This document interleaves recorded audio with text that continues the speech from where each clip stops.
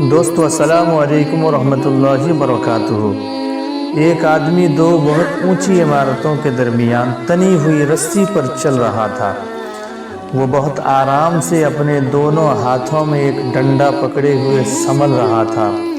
اس کے کاندھے پر اس کا بیٹا بیٹھا تھا۔ زمین پر کھڑے تمام لوگ دم سادھے کھڑے یکٹک اسے دیکھ رہے تھے۔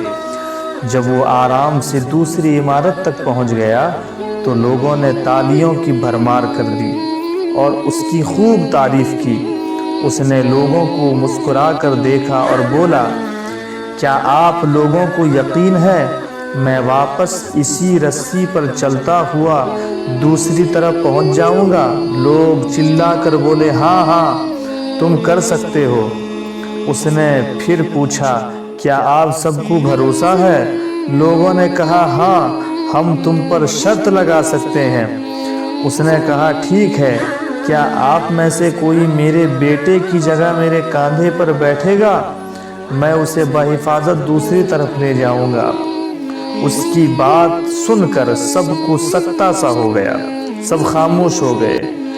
یقین الگ چیز ہے، بھروسہ الگ۔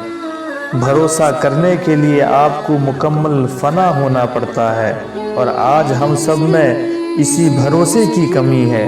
ہم اللہ تعالیٰ پر یقین تو رکھتے ہیں لیکن بھروسہ نہیں کر پاتے۔